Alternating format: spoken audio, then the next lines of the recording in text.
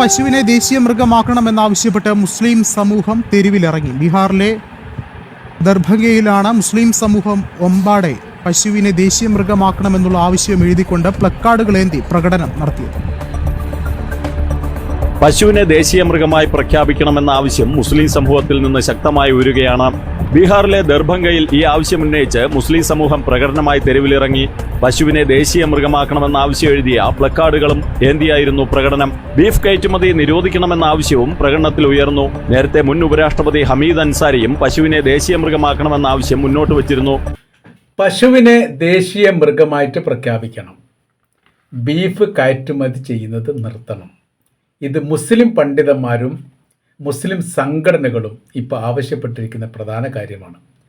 പശുവുമായിട്ട് ബന്ധപ്പെട്ടും ബീഫുമായിട്ട് ബന്ധപ്പെട്ടും ഒരുപാട് വിഷയങ്ങളും പ്രശ്നങ്ങളും ഇന്ത്യയിലെ വ്യത്യസ്ത സംസ്ഥാനങ്ങളിൽ ഉണ്ടാവുകയും കൊലപാതകമടക്കമുള്ള ഒരുപാട് സംഭവങ്ങളുടെ ഒരു വലിയ ചരിത്രം തന്നെ പറയാനുള്ള സ്ഥിതിയിലേക്ക് കാര്യങ്ങൾ മാറുകയും ചെയ്തിട്ട് അതിൻ്റെ ഒരു ആവർത്തനം ഉണ്ടാകുന്നു. പ്രത്യേകിച്ച് ബലിപെരുന്നാളിനോടനുബന്ധിച്ച് ബലിമൃഗങ്ങൾ വാങ്ങുന്നതിനോട് അനുബന്ധിച്ചൊക്കെ ഒരുപാട് പ്രശ്നങ്ങൾ ഉണ്ടാവാറുണ്ട്. ഇപ്പോൾ പല സംസ്ഥാനങ്ങളും ഈ യഥാർത്ഥത്തിൽ കേരളം വിട്ട് കഴിഞ്ഞാൽ പല സംസ്ഥാനങ്ങളിലും കൃഷി പോലെ തന്നെയാണ് ഈ കാലികളെ വളർത്തുന്നതും അത് പാല് കറക്കുന്നതും അങ്ങനെ ജീവിക്കുന്നതും അതോടൊപ്പം തന്നെ പിന്നെ വിൽപ്പന നടക്കുന്നതും അറവ് നടത്തുന്നതും എല്ലാം അത് മുസ്ലിങ്ങൾ എന്നല്ല, മുസ്ലിങ്ങൾ അല്ലാത്തവരാണ് ഇത് കൂടുതൽ ചെയ്യുന്നത്. ഇന്നിപ്പോൾ എല്ലാം വിഷയമായിട്ട് വന്നിരിക്കുകയാണ്. അഥവാ ലോകത്ത് ഏറ്റവും കൂടുതൽ ബീഫ് കയറ്റുമതി ചെയ്യുന്ന രാജ്യങ്ങളിൽ ഒന്നാം സ്ഥാനം ചില റിപ്പോർട്ടിൻ്റെ അടിസ്ഥാനത്തിൽ ഇന്ത്യയാണ്, ചില റിപ്പോർട്ടിൻ്റെ അടിസ്ഥാനത്തിൽ മൂന്നാം സ്ഥാനം ഇന്ത്യയാണ്. ലോകത്താകമാനുള്ള കാര്യമാണ് പറയുന്നത്. അപ്പോൾ അങ്ങനെ ആ സമയത്ത് കയറ്റുമതി നിർത്തണം, അതൊരു ആവശ്യമാണ്.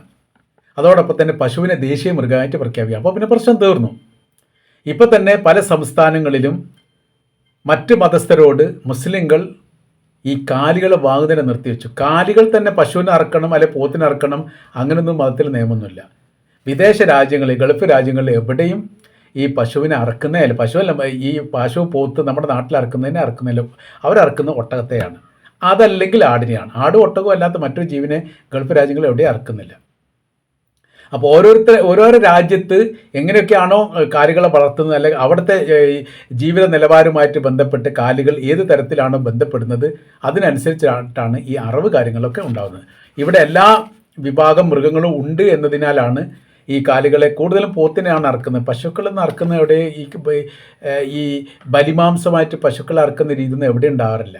മോരുകളെ തന്നെ അപൂർവമായിട്ടാണ്, പോത്തുകളാണ് കാര്യമായിട്ടുള്ളത്. പോത്തുകൾ പിന്നെ ഈ വിഷയമായിട്ട് ബന്ധപ്പെട്ട് പ്രശ്നമല്ല. പക്ഷേ മൊത്തത്തിൽ ഇപ്പോൾ പറഞ്ഞിരിക്കുന്ന കാര്യം ദേശീയ മൃഗമായിട്ട് പ്രഖ്യാപിക്കണം. കയറ്റുമതി നിർത്തിവെച്ചാൽ ദശകോടികളുടെ നഷ്ടം രാജ്യത്തിനും ഉണ്ടാവും, അതോടൊപ്പം തന്നെ ബിസിനസ്സുകാർക്കും ഉണ്ടാവും, വ്യവസായികൾക്കും ഉണ്ടാവും. ഈ കയറ്റുമതി ചെയ്യുന്ന ബീഫുകൾ കയറ്റുമതി ചെയ്യുന്നത് ഏത് വിഭാഗമാണെന്ന് ചോദിച്ചാൽ മുസ്ലിങ്ങളല്ല എന്നുള്ളതാണ്. മറ്റുള്ള മത്സരം ഏറ്റവും കൂടുതൽ കയറ്റുമതി ചെയ്യുന്നത്, അതാണ് ഏറ്റവും വലിയ പ്രത്യേകത. പ്രശ്നങ്ങൾ മുഴുവനും ഒറ്റപ്പെട്ട രീതിയിൽ ഈ ബലിമാംസവുമായിട്ട് ബന്ധപ്പെട്ട അല്ലെങ്കിൽ മാംസവുമായിട്ട് ബന്ധപ്പെട്ട വിഷയത്തിൽ മുസ്ലിങ്ങൾ അനുഭവിക്കുമ്പോൾ യഥാർത്ഥത്തിൽ ഈ സംഭവത്തിൽ ഈ മുസ്ലിങ്ങളെ പ്രതിസ്ഥാനത്താക്കുകയും ചെയ്യുക, വലിയ രീതിയിൽ മറ്റു വിഭാഗങ്ങൾ സമ്പാദ്യം വാരിക്കൂട്ടുകയും ചെയ്യാം. ഏറ്റവും കൂടുതൽ കാലികൾ അറക്കുന്നത് ആരാണ്? മുസ്ലിങ്ങൾ അല്ലാത്തവരാണ് യഥാർത്ഥത്തിൽ ഇന്ത്യയിൽ. ശതമാനം കൂട്ടുന്ന സമയത്ത് ഏകദേശം 100 ഇരട്ടിയിലധികം എന്ന് വേണമെങ്കിൽ പറയാൻ പറ്റും. നമുക്ക് ആ ലിസ്റ്റ് കാര്യങ്ങളും നോക്കാം. ആഗോള ബീഫ് കാർ ബീഫ് വ്യാപാര കണക്ക് പ്രകാരം മുൻനിര ബീഫ് കയറ്റുമതിയിൽ ലോകത്ത് ഇന്ത്യ ഒരു റിപ്പോർട്ടിൻ്റെ അകത്ത് 1-ാം സ്ഥാനവും ചില റിപ്പോർട്ടുകൾ അടിസ്ഥാനത്തിൽ 3-ാം സ്ഥാനവുമാണ്. യുപിയിലാണ് ഏറ്റവും വലിയ ബീഫ് കയറ്റുമതി ചെയ്യുന്ന സംസ്ഥാനം, ഉത്തർപ്രദേശിൽ. അവിടെയാണ് ഈ പ്രശ്നങ്ങളൊക്കെ ഉണ്ടാകുന്നത്. ബീഫ് ഫ്രീസറിൽ വെച്ചു, ഈ വാഹനത്തിൽ നിന്ന് പിടികൂടി, ബൈക്കിൽ നിന്ന് പിടികൂടി, കൊണ്ടുപോകുന്ന സമയത്ത് പിടികൂടി, അറക്കുന്നത് കണ്ടു അല്ലെ കേട്ടു അല്ലെ അറിഞ്ഞു, അങ്ങനത്തെ കുറേ പ്രശ്നങ്ങളുണ്ടല്ലോ.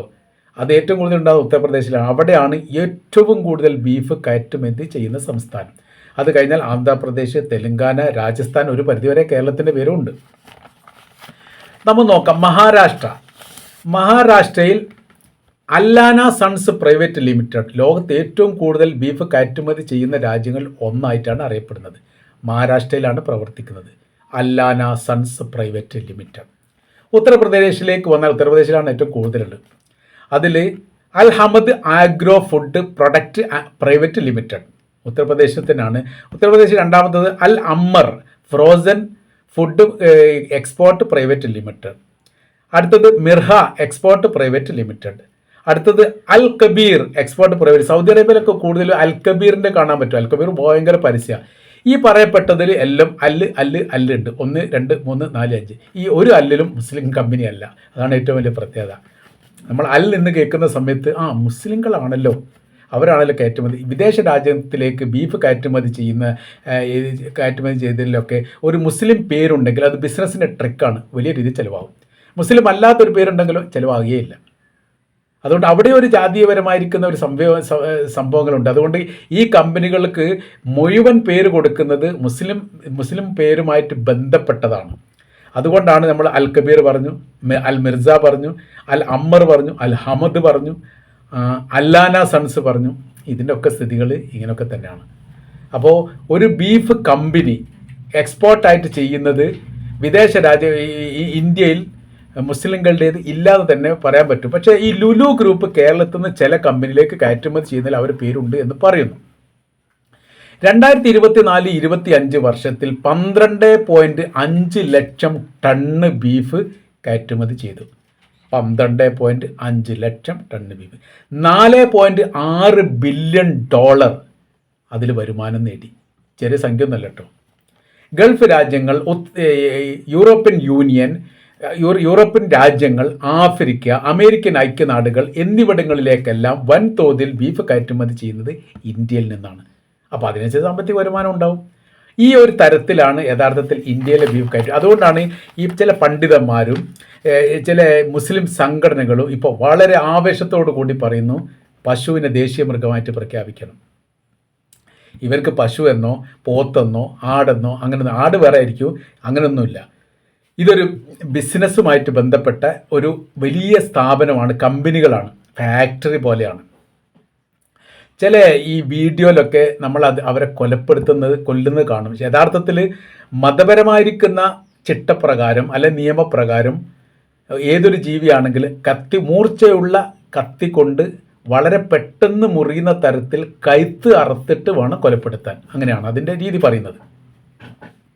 അതിന് കുറേ നിബന്ധനകളുണ്ട്. വെറുതെ പോയിട്ട് കൊലപ്പെടുത്താനൊന്നും പറ്റില്ല. അത് അതിൻ്റേതായ രീതിയിലുണ്ട്. ആ ചില മാംസങ്ങൾ ചത്ത ഈ ബീഫിൻ്റെ അല്ലെങ്കിൽ ജീവിയുടെ മാംസം കഴിക്കാൻ പാടില്ല, അങ്ങനത്തെ കുറേ ഉണ്ടല്ലോ. എന്നാൽ ഈ ഫാക്ടറിയിലൊന്നും യഥാർത്ഥത്തിൽ അറക്കുന്നില്ല. പകരം അവരെന്ത് ചെയ്യുക, തലയുടെ മൂർത്താവിലേക്ക് കമ്പി അടിച്ച് കയറ്റുന്ന രീതിയിൽ ഒരു മെഷീൻ ഓട്ടോമാറ്റിക്കായിട്ട് ഫ്ലിസ് എന്ന് പറഞ്ഞാൽ അതിൻ്റെ ഒരു പ്ലസ് ആയിട്ട് തലയിലേക്കാട്ട് ഇറങ്ങി പെട്ടെന്ന് ഇറങ്ങുന്നു. ഡ്രില്ലടിക്കുന്ന പോലെയാണ് ഇറങ്ങുന്നു. അപ്പോൾ തന്നെ ഈ ജീവി ഏതാണെങ്കിൽ പശുവാണെങ്കിൽ പശു, അല്ലെങ്കിൽ പോത്താണെങ്കിൽ പോത്ത്. അത് പോത്തുകളില്ല, ഇതിലൊന്നും പോത്തുകളെ കാണാറില്ല, വളരെ കുറവാണ്. അത് വീഴുന്നു, പിന്നെ അത് ചാവുന്നു, അങ്ങനെയൊക്കെയാണ് രീതി പോകുന്നത്. അപ്പോൾ യഥാർത്ഥത്തിൽ ബ്ലഡ് പുറത്തോട്ട് പോകണം എന്നുള്ളതാണ് നിയമം.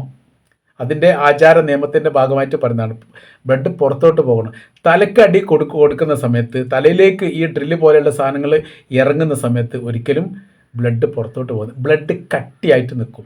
ഈ ഇറച്ചിയുടെ ഭാഗങ്ങൾ കട്ടിയായി നിൽക്കുന്ന സമയത്ത് ഇറച്ചിക്ക് ടേസ്റ്റ് കൂടും. പക്ഷേ അത് മനുഷ്യ ശരീരത്തിന് വല്ലാത്ത രീതിയിൽ ദോഷം ചെയ്യും. അങ്ങനത്തെ കുറേ പ്രശ്നം ശാസ്ത്രീയപരമായിട്ട് തന്നെയുണ്ട്. അപ്പോൾ ഇപ്പോൾ ഈ ബലിപെരുന്നാളുമായിട്ട് ബന്ധപ്പെട്ട് പുതിയ ചില നിർദ്ദേശ കാര്യങ്ങളൊക്കെ പണ്ഡിതന്മാരുടെ ഭാഗത്തുനിന്ന് പുറത്തു വന്നത് വല്ലാത്ത രീതിയിൽ ചർച്ച ചെയ്യപ്പെട്ടതാണ്. ഇതുവരെ ഇല്ലാത്തൊരു കാര്യമാണ്. അപ്പോൾ അതുകൊണ്ട് എന്ത് ചെയ്യുമെന്നറിയാം, അതിൽ ഗവൺമെൻറ്റിൻ്റെ ഭാഗത്തുനിന്ന് മറുപടി കിട്ടണം എന്നുള്ള വിവരം കൂടി അവർ പറയുന്നുണ്ട്. ഏതായിരുന്നാലും ഇപ്പോഴത്തെ നിലവിൽ പശുവിനെ ദേശീയ മൃഗമാക്കുക, കയറ്റുമതി നിരോധിക്കുക എന്നതുമായി ബന്ധപ്പെട്ട കാര്യം അന്താരാഷ്ട്ര തലത്തിൽ തന്നെ വലിയ രീതിയിൽ ചർച്ചയായിട്ടുണ്ട് എന്നാണ് നമുക്ക് മനസ്സിലാക്കാൻ വേണ്ടിയിട്ട് സാധിക്കുന്നത്.